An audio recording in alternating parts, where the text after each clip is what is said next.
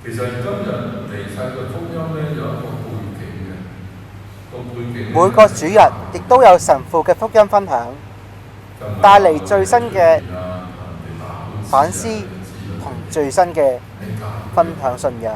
主日彌撒講道盡在 LMAC 頻道宗教台，逢星期日有最新嘅廣播同重溫。呢度其實我哋可以咁講，都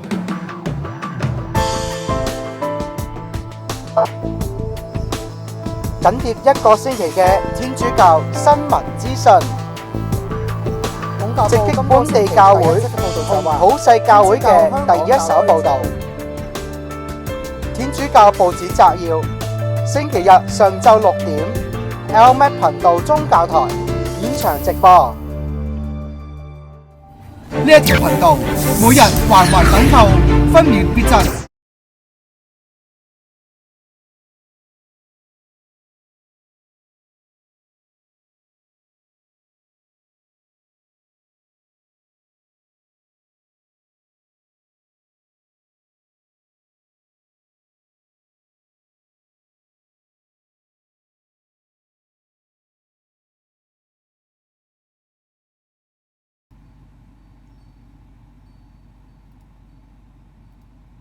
好，當然啦，其實都好多新聞嘅資訊嘅，但要留意住最新資訊咧，留意住 LMAC 頻道。詳盡嘅天主教新聞資訊，天主教報紙摘要。逢星聽日上晝6點 ，LMAC 頻道現場直播。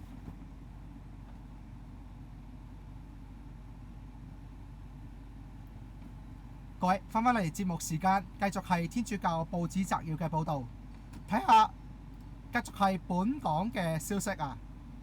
先係繼續都係本地教會嘅新聞資訊。最近天主教父仔聯會將會迎嚟呢係成立40週年，聯會多年嚟呢係致力推動聖召培育，讓青年透過喺祭台上嘅服務遇見天主，並且喺禮儀與共融中建立深厚嘅信仰根基。今次係有一套片同你哋睇睇。我哋成日喺教堂見到嘅輔祭，點解會有呢個職務呢？喺台彌撒裏邊有主禮嘅神父啦，或者係有局。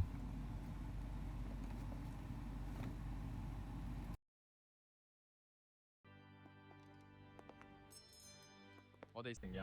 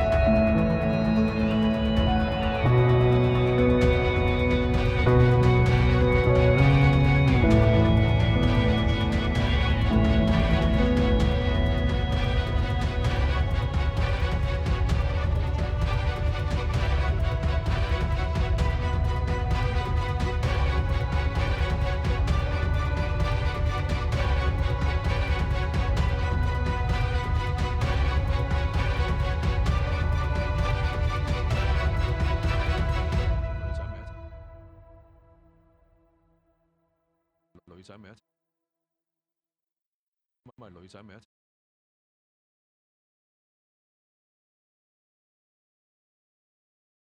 覺得係適合啦，咁咪女仔咪一齊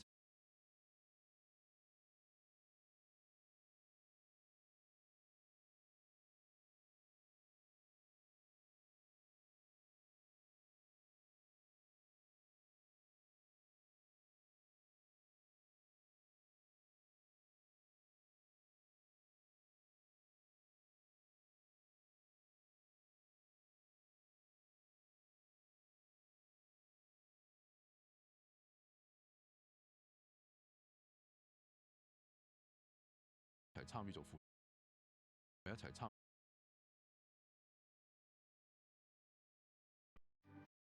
我哋絕對唔係咧勞動人口，我哋唔係搬抬抬。要做副制咯，就係咁樣理解，因為佢都有呢個普通嘅司祭職，佢喺一台禮儀裏邊都可以參與服務啊，所以點解有啲堂區即係話啊，仍然都係保留即係男仔做副制咧？咁呢個好實際一個考量嘅就係唔係因為男仔好啲，而係話啊呢個係一個機會，讓年輕人男仔去思考將來是否即係聽到天主嘅邀請嘅時候，佢回應咧。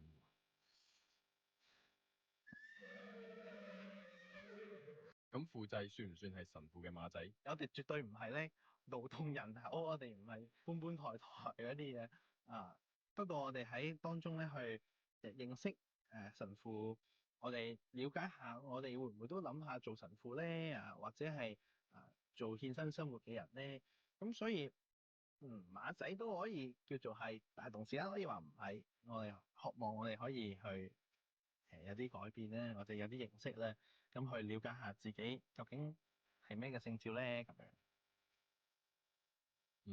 咁其實副祭嘅崗位點分工？係咪中意做乜就做乜？副祭咧通常咧就係即係我哋會見到吊爐、船仔、蠟燭或者我哋有啲叫做左右祭咧，即係協助神父嗰啲咧，咁都唔係自己話事嘅。通常我哋都有一個禮節師啦，或者係有啲人叫做組長，咁佢哋安排一啲次序崗位間表嗰啲咧，咁所以我哋唔可以自己話事嘅。所有職務本身都有意義，係嘛？都係要表達點去愛。每個人嘅能力，即係天主俾嘅塔冷唔同，係嘛？即係你大隻啲嘅，拎起重嘢嘅，咁你咪去拎個吊爐咯，係嘛？你節奏感好啲嘅，你咪去負責打鈴咯。即係各個職務本身，我哋唔係睇邊個好啲，個個職務都有佢嘅意義。最終嘅就係藉咗呢個行動，呢個服務咧，去表達嗰份愛。咁多人睇住，咁點算啊？咁如果喺禮儀上出錯，會唔會有處罰或者檢討？有兩個做法。第一個咧，有得補救就補救，不過有陣時冇得補救，譬如打錯鐘有啲人會可能知，可能未必知。但係我哋唔會有責罵嘅，因為我哋容許錯噶嘛，應該同時間你會有改變噶嘛。咁所以將來唔好再錯咪得咯。正因為容許出錯，成立近40年嘅香港教區副祭聯會，由以往男青年發展到今日男女同行，一直引導青年喺服務中尋找聖召。下次見到佢哋，記得俾 like 啦。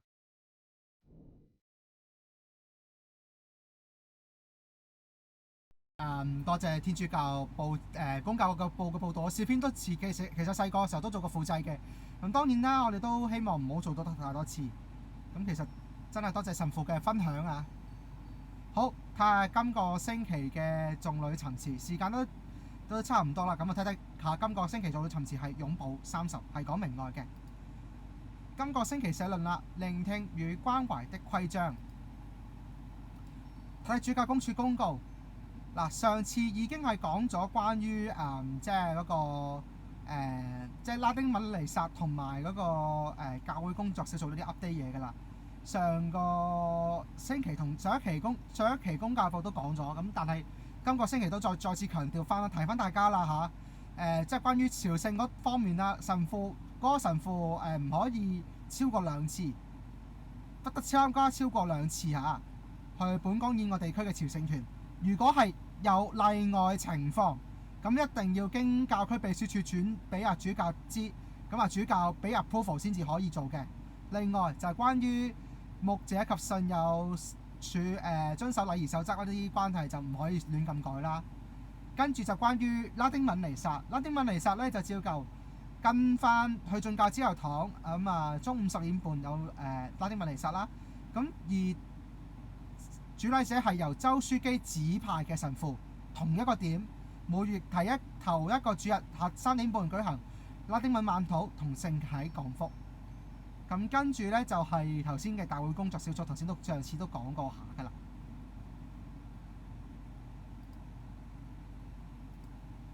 普世教會方面啦，咁樣仲有一則報道就關於咧係內蒙古教區有主教啊，主日講道風中有主，呢度係今個星期副刊。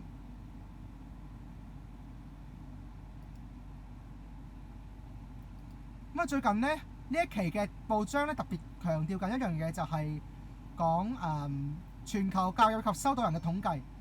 喺最近嘅目前數據入邊呢，歐洲教會啲人係不斷咁跌啊，反而咧主教不斷升，神父都開始少啊。反而根據翻呢個聖座嘅年監，我之後都會喺聽日上晝6點嘅報道咧，會詳盡同你講呢個全球教友及修道人統計嘅一啲重要報導。中日 Outwear 聖母蒙召升天節，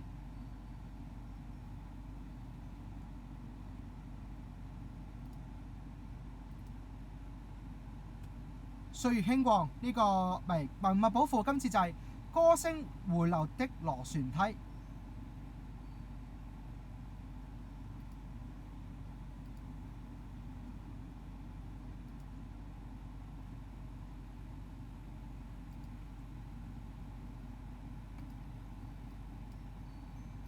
喺宗教台播出嘅天主教報紙摘要去到呢度。如果想睇詳盡嘅天主教報紙摘要，請留意喺聽日上晝6點鐘為1小時嘅天主教報紙摘要。咁我哋會詳盡報導今個星期嘅重要資訊。各位，天主教報紙摘要時間去到呢度，再會。